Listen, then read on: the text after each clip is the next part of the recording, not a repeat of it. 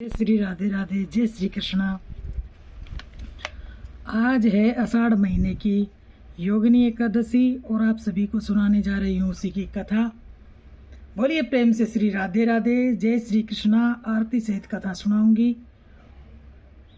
एक बार धर्मराज युधिष्ठिर बोले, हे जनार्दन, अब आप कृपा करके आषाढ़ महीने के कृष्ण पक्ष की एकादशी का नाम तथा माध्यम क्या है सो सब वर्णन कीजिए। तब श्री कृष्ण भगवान बोले, हे राजन, आषाढ़ माह के कृष्ण पक्ष की एकादशी का नाम योगिनी है। इसके व्रत के करने से समस्त पाप नष्ट हो जाते हैं और इस लोक में भोग तथा परलोक में मुक्ति देने वाली ये एकादशी है। हे राजराजेश्वर, यह एकादशी तीनों लोकों में प्रसिद्ध है।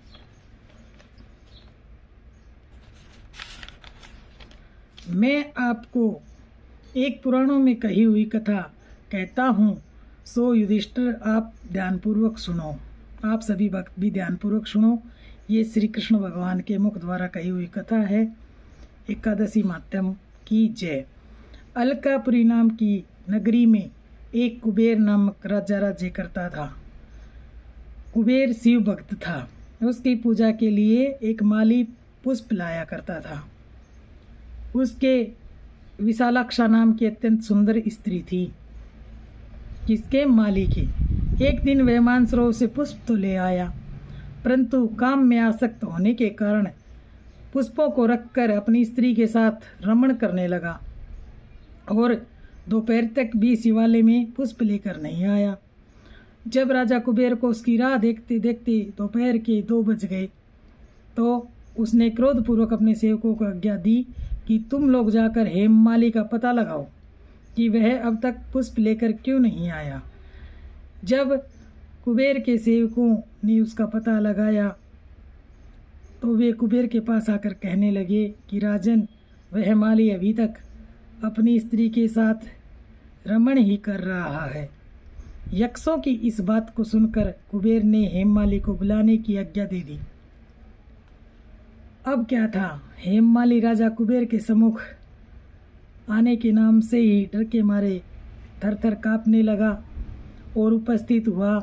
राजा को प्रणाम भी किया, लेकिन फिर भी उसको देखकर राजा कुबेर को महान क्रोध आ गया और उसने कहा, हे पापी, हे महानीच, हे कामी, तूने मेरे पूजनीय ईश्वरों के भी ईश्वर शिवजी का आज अनादर कर दिया है। इससे मैं तुझे श्राप देता हूँ कि तुझे स्त्री का वियोग भोगना पड़ेगा और तू मृत्युलोक में जाकर कोढ़ी होगा। कुबेर का इस तरह का श्राप सुनकर वह माली क्षमा याचना करने लगा, परंतु कुबेर के श्राप के प्रभाव से वह उसी क्षण स्वर्ग से पृथ्वी पर गिरा और कोढ़ी हो गया और उसकी स्त्री भी उसी समय अंतर्ध्यान हो गई।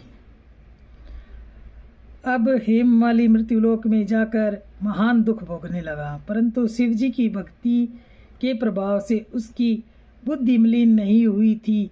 वह हिमालय पर्वत की ओर चल दिया। वहां पर चलते चलते चलते चलते मार्कंडेय ऋषि के आश्रम में जा पहुंचा। वह ऋषि अत्यंत वृद्ध और तपशाली थे। उनको देखकर वह माली वहां गया और उनको विनम्रता पूर्वक प्रणाम करके उनके चरणों में गिर पड़ा। उसको इस प्रकार प्रणाम करता देखकर मार्कंडेय ऋषि बोले कि तूने ऐसे कौन से पाप कर्म किए हैं जिससे तू कोढ़ी हो गया और महान दुख भोग रहा है। इस पर हेममाली बोला, हे मुनि, मैं यक्षराज कुबेर का सेवक हूँ। मैं राजा की पूजा के लिए नित्य प्रति पुष्प लाया करता था, परंतु एक दिन दुर्भाग्यवश अपनी स्त्री के साथ विवाह करते करते मुझे इतनी देर हो गई कि मैं पुष्प ले जाना ही भूल गया और दोपहर तक भी पुष्प लेकर वहां नहीं पहुंचा। इस अपराध के कारण उन्होंने मुझे श्राप दिया कि तुझे अपनी स्त्री का वियोग भोगना पड़ेगा और मृत्युलोक में जाकर कोढ़ी हो जा और अत्यंत दुख भोग। इसी कारण से मैं कोढ़ी हो गया हूँ, क्योंकि मैंने भगवान शिव का अपराध कर दिया है। अतः अब आप ऐसा कोई उपाय बताइए जिससे मेरा अपराध क्षम्य हो जाए और मेरी इस कोढ़ से मुक्ति हो, तो मैं अपना पुराना स्वरूप फिर से प्राप्त कर सकूं। इस पर मार्कंडेय ऋषि बोले कि भाई, तूने मेरे सम्मुख सत्य वचन कहे हैं, इसलिए मैं तेरे उद्धार के लिए एक व्रत बताता हूँ। यदि तू आषाढ़ माह के कृष्ण पक्ष की योगिनी नामक एकादशी का विधि पूर्वक व्रत करेगा तो तेरे ये सभी पाप नष्ट हो जाएंगे। इस पर हेममाली बहुत ही प्रसन्न हुआ और मुनि के कहे अनुसार, वचनों के अनुसार योगिनी एकादशी का विधि पूर्वक व्रत किया और इस एकादशी के व्रत के प्रभाव से वह फिर से अपने पुराने स्वरूप में आ गया और अपनी स्त्री के साथ विहार करने लगा। श्री कृष्ण कहते हैं, हे राजन, इस योगिनी एकादशी कथा का फल 88 सहस्त्र ब्राह्मणों को भोजन कराने के बराबर है। इसके व्रत से समस्त पाप दूर हो जाते हैं और अंत में स्वर्ग मिलता है। ये श्री कृष्ण के कहे हुए वचन हैं, इसलिए सत्य नहीं हो सकते। दोनों पक्षों की एकादशियों का सभी धर्म प्रेमियों को प्रेम पूर्वक श्रद्धा और भक्ति के साथ व्रत करना चाहिए। प्रभु के सामने नृत्य गायन करते हुए जागरण करना चाहिए। एकादशी के दिन हो सके उतना धर्म पुण्य करना चाहिए। और अब प्रभु की करूँगी आरती। आप सभी आरती में सुनते सुनते मोबाइल पे लगा के भी सुन सकते हैं, तो भी उतना ही पुण्य प्राप्त होगा। कुछ भक्त होते हैं जो नहीं पढ़ सकते, कथा सुनने का टाइम भी नहीं होता, तो वो अपने मोबाइल पे लगा के इस कथा का आनंद ले सकते हैं। बोलिए श्री राधा रमण बिहारी जी की जय। आरती जुगल किशोर की जय, राधा तन मन धन नो चावर की जय। रवि शशि कोटि बदन की शोभा, ताइनी रख मेरो मन लोभा। आरती जुगल किशोर की जय। गोर श्याम मुख निरख तेरी जय, प्रभु को स्वरूप प्रेम भर पीजे नैन भर पीजे। वो कंचन थाल कपूर की बाती, हरि घर आए निर्मल भई छाती। आरती युगल किशोर की कीजे, राधा तन मन धन नो चावर कीजे। फूलन की सेज फूलन की माला, रतन सिंहासन बैठे नंद लाला। आरती जुगल किशोर की कीजे। मोर मुकुट कर मुरली सोहे, मोर मुकुट कर मुरली सोहे। नटवर वेश देख मन मोहे, सुंदर वेश मेरो मन मोहे। आरती जुगल किशोर की कीजे।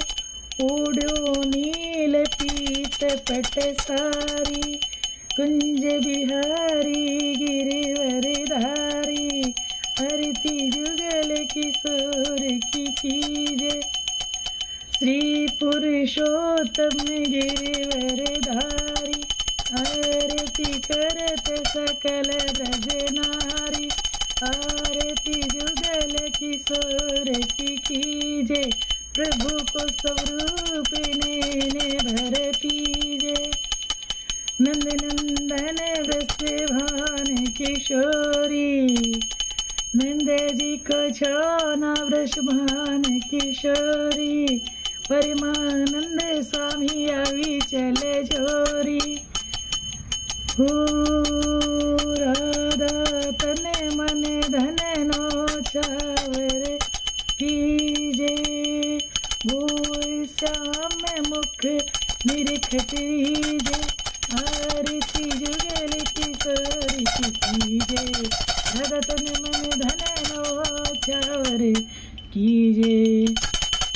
बोलिए श्री जुगल जोड़ी की जय, सावरिया सरकार की जय, हमारी श्यामा जो की किशोरी जी की जय, एकादशी मैया की जय, जमुना महारानी की जय, तुलसी महारानी की जय, एकादशी माध्यम की जय। बोलो राधे राधे, श्री श्याम मिला दे।